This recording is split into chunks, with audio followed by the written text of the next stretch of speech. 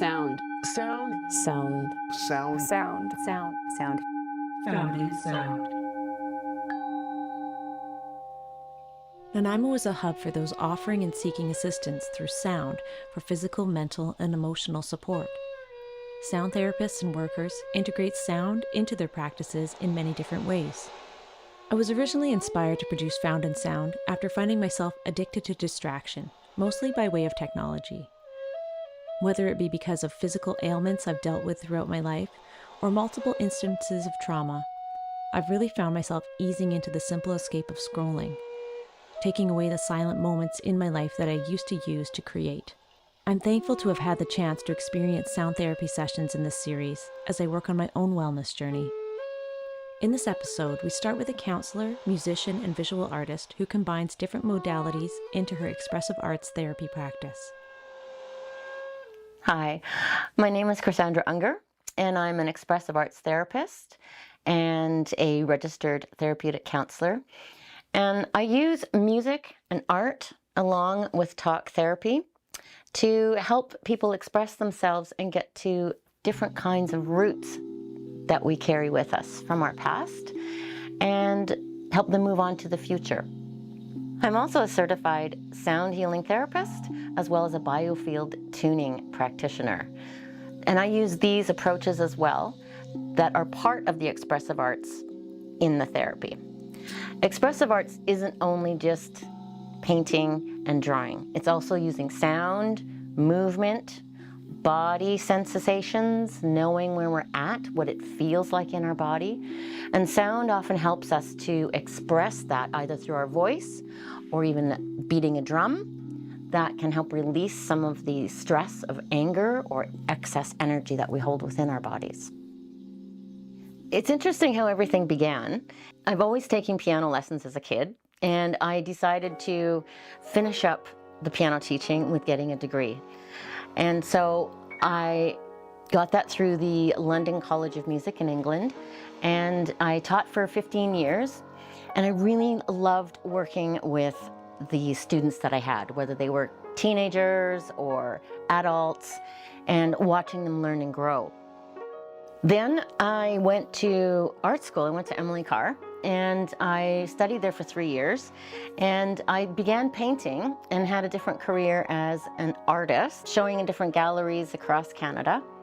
I loved my years at Emily Carr. They were a lot of fun, and I realized that I wanted to do more with it. There comes a time in everybody's life, I believe, when things can fall apart.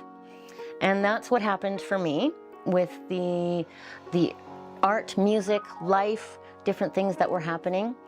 And so I decided to go back to school and focus on some kind of healing modality, either art therapy or music therapy, to bring into counseling to help others. And it wasn't about teaching people to paint or teaching people to play piano, but rather expressing themselves through these methods of therapy. I was speaking with a friend, and she told me I don't have to choose between art therapy or music therapy. I could do both. It's called expressive arts therapy. And then in summers for 3 years, I worked on my master's degree in expressive arts therapy and psychology for counseling. Well, it certainly takes a lifetime to get where we're going, and it still evolves. People in the counseling profession have been through something that we want to help other people.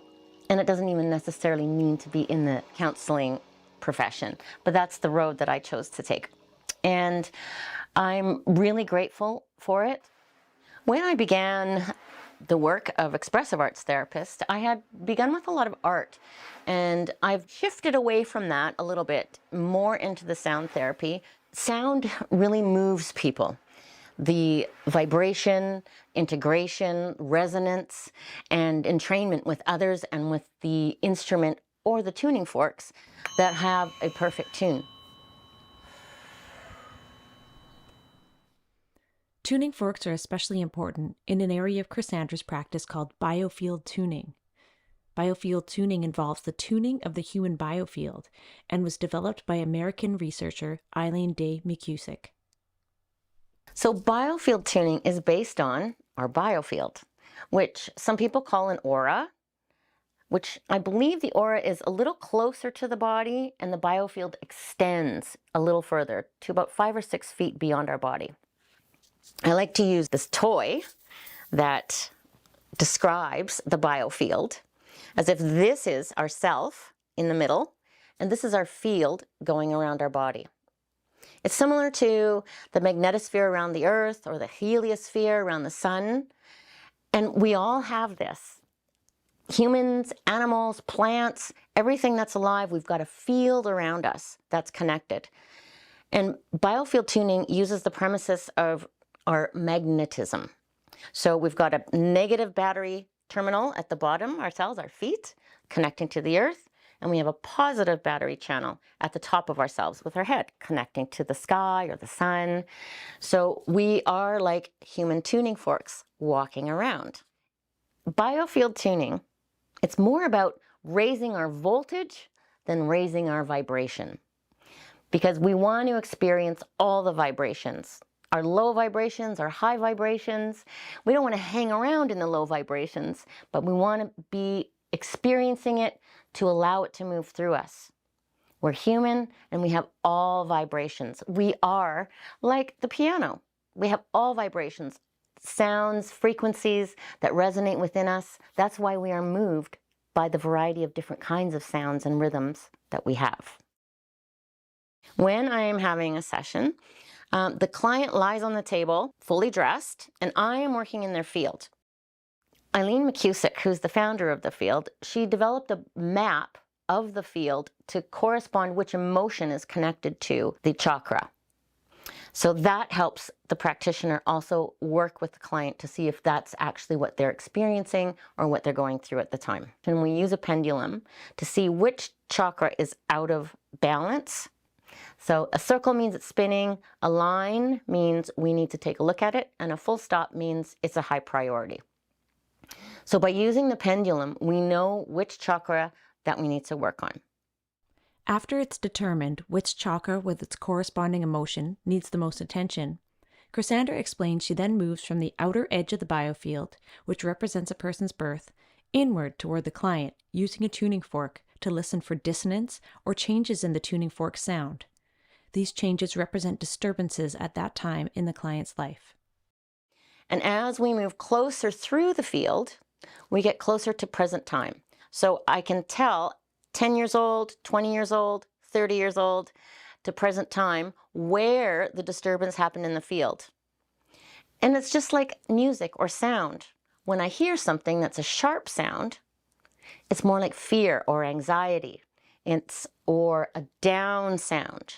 I mean, we know when we hear a song that's depressing or sad because we feel it. I can hear it, the client can hear it, if it's a feeling of sadness as well. So I can say, it sounds like maybe around 12 years old, you were really sad or something sad happened.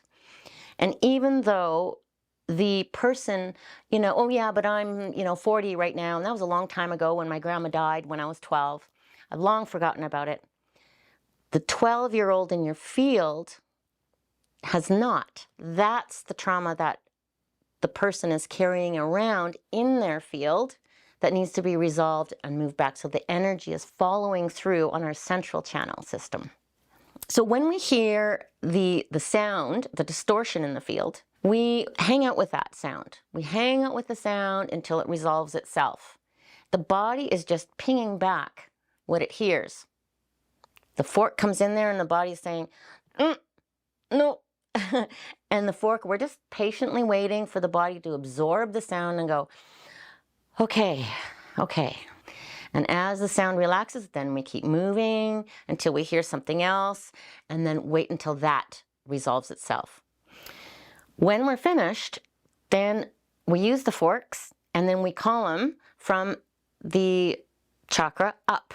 So we move up and move the alchemized frequency and rhythm, vibration to the outside of their field so that it can cohere with the rest of them now as a renewed frequency. So what I might do in a session is we have a little bit of a moment. They can tell me what's going on, what's been happening, and perhaps we'll move into a biofield tuning session if that client feels comfortable doing that.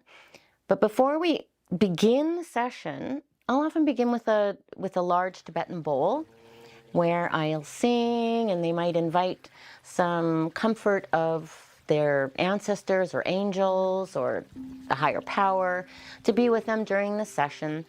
And while we're working through the biofield, different kinds of traumas are heard with the fork, which provokes an emotion or a sensation from the client and releases the dissonance that we're hearing and brings in clarity and harmony back into the body. During my biofield session with Chrissandra, she first used tuning forks close to or even on select areas of my body and determined what chakra was struggling the most using a pendulum. She then measured out the edge of my biofield with a tape measure. From there, Chrissandra struck the tuning fork at regular intervals while slowly moving toward me. There were certainly instances where the tuning fork made a sharp sound, and I was shocked at how accurate it was when determining what ages in my life I had experienced trauma. When finished a session, Chrissandra likes to play the piano in the key of the corresponding chakra that the session was focused on. That just seems to close up the session and use all of the resonating strings of the piano for me, I get the sense of closure, like all of the sounds coming together and resonating through the belly of the piano and coming into the client. Just, it feels like more cocooning with sound.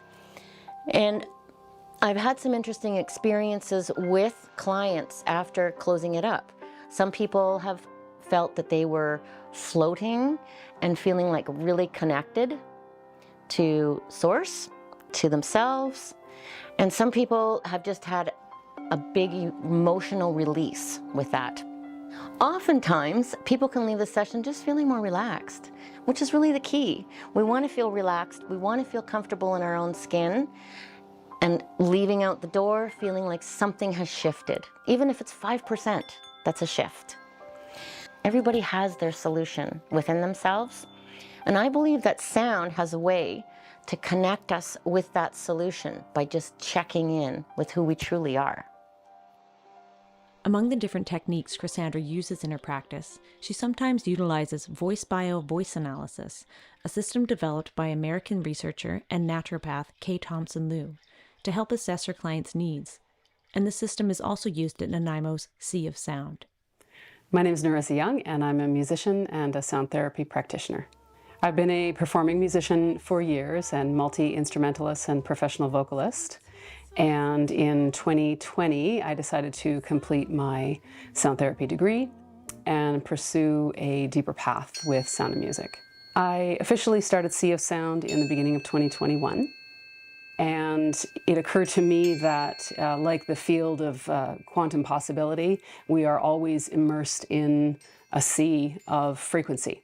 And that fascinated me because I thought about how we interact with that, whether consciously or unconsciously.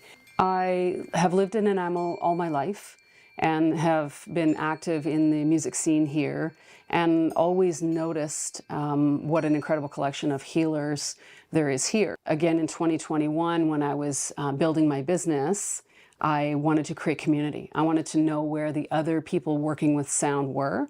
So then I created a directory and an online community on Facebook and began to see just how many there was and how everybody's working in slightly different ways with different backgrounds, different approaches and education.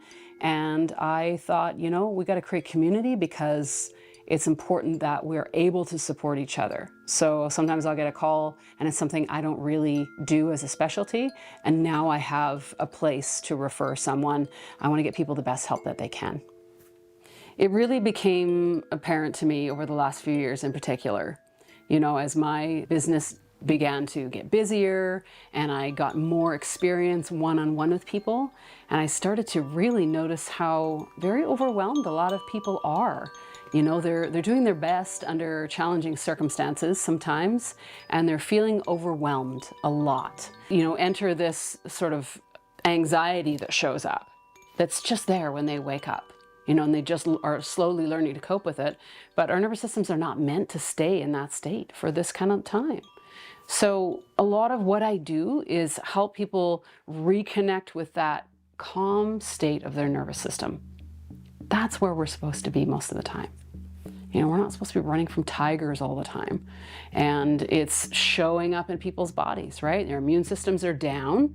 They're not feeling great. They're not sleeping well. They're not digesting. You know, they're irritable. So getting back to that calm state is huge. It's everything. I think it's really the core of being able to deal with the day-to-day. And, you know, we're here to create a great life. We're not here to suffer and to feel poorly. So I find real value in that for people, reminding them how that feels, and then giving them some tools with sound to continue so that they know that that's accessible to them all the time. There are a variety of different instruments that can be used. You know, there's a lot of people working with sound, and I'm going to call them sound workers from now on. Sound healer to me is a very known term. I think sometimes it implies that we are doing the healing, and in fact it's not. We're opening space for the healing to happen.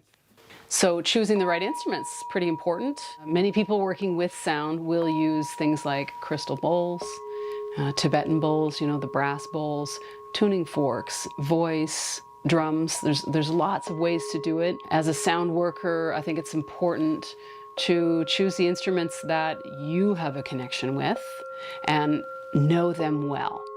You should know what the instruments do, how the textures affect people. I would say if I had a specialty, it is the vibroacoustic therapy. And what I use in the studio is a vibroacoustic sound table that has low frequencies coming through. So once I've had a client come in and we've done the voice analysis that lets us know where their system is deficient in particular notes, and where it's running too hot and potentially causing problems, then I can put them in the table and give them exactly the right note they need to balance out their body. You know, the body's always wanting to return to homeostasis. Our goal every day is to be at our best and be in harmony. All the body systems are designed that way. So the voice analysis shows us how all 12 notes of the musical scale are represented in the body system. So much like a reflexology, auricular therapy with the ears, even the meridians in acupuncture. So it's fascinating to see that each of the 12 notes is associated body systems, has emotional qualities or tendencies that are associated with it. And if any one of those notes is too high in the voice, is representing too much, then we have problems. We have heat or infection in those cases. And if it's running too low, then we have underfunctioning to those systems. So you might have stagnation or sluggishness. So putting them on the table induces that, not only that state of relaxation, but it allows the body to return to harmony and feeds the cells. It excites the cells with exactly the note that they need to bring a restoration to the balance of the body. My voice analysis session at Sea of Sound began by speaking into the voice analysis program, which displayed that I was actually deficient in 4 keys. Narissa handed me information about each note and its corresponding emotions and ailments to see what I related to the most, which ended up being the key of C. I then got comfortable in the session room, and Narissa played a variety of live instruments and even sang in the key of C. And then it was time for the vibroacoustic table, which vibrated in waves along my back as I listened to a track of pre-recorded music and frequencies, all in the key of C. This was my second Sea of Sound session. Initially, I had tried a session without the voice analysis, and I found the session with the voice analysis that focused on a deficient key was much more satisfying, leaving me relaxed throughout the rest of the day. So let's talk about sound as nutrition.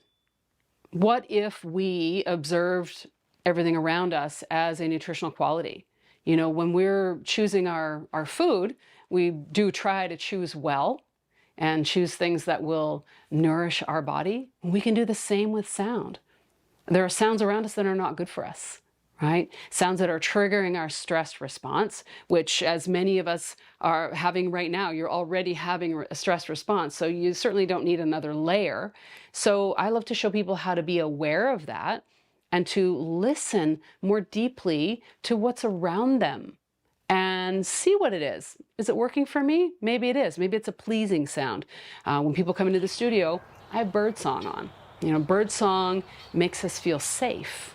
Becoming aware, we can change our relationship with sound. We can observe what's around us in our home, what's around us in our community, in businesses that we visit, places that we go. Why are we drawn to them? You know, how do they feel in our body? The other piece of listening, and the first piece, is listening in. Right? Your body's always talking to you. Some people will have varying states of ringing in their ears, and sometimes that can be a sign of something shifting or changing in the body. Tinnitus is a thing, right? A lot of people are bothered by tinnitus. You can also use sound, external sounds, to help reduce the effect of tinnitus. There's so much that you can affect with sound therapy, and to me it all goes back to the listening in and being really good with what does my body need right now, and listening to that, honoring that. Using sound as a tool for meditation is another fantastic way to use sound. You can use tuning forks, voice, any instrument you have, you know, a drum, a singing bowl. There's many, many ways to bring sound into your meditation practice or to use it as a meditation. If you're a person that has trouble just sitting and meditating and doing nothing, it can be a great place to have your attention on the sound, on a consistent sound, on the sound of your voice, you know, a crystal bowl, anything. It doesn't have to be complicated or expensive.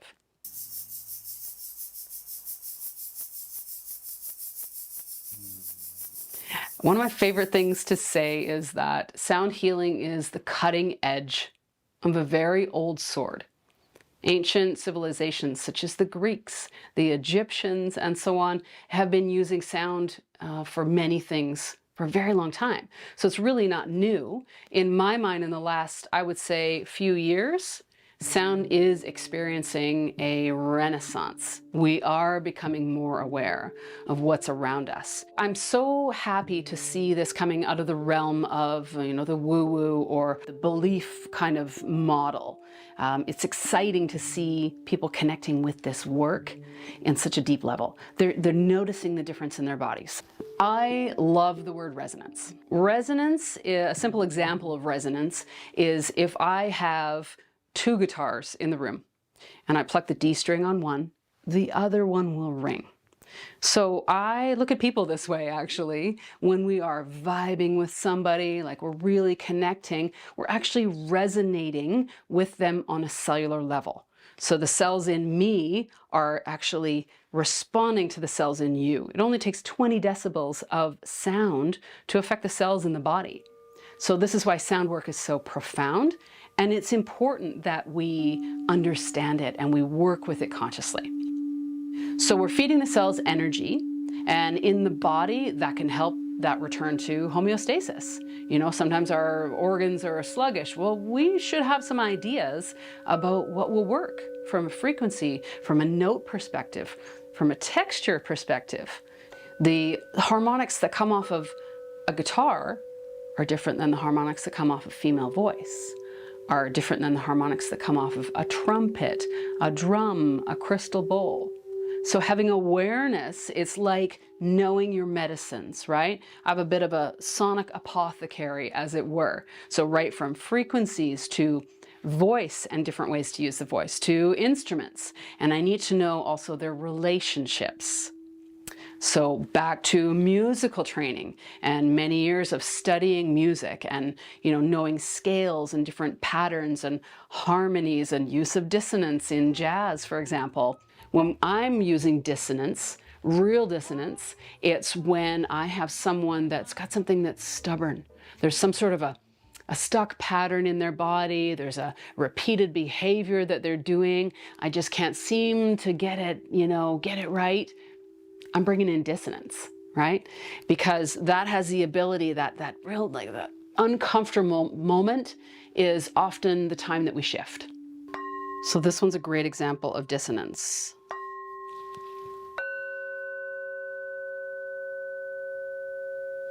So that interval is called a tritone, also known as the devil's interval. Many reasons for that. You can have fun looking that up.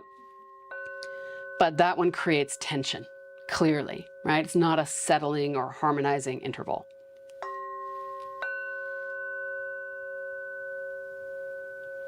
However, this one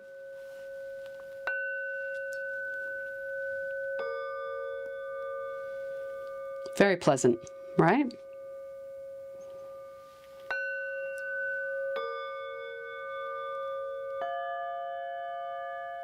It's important for me as a sound worker to know my instruments and know which ones are in harmony with each other, which ones are in dissonance, and to what degree, so that I know when to take that sonic tool.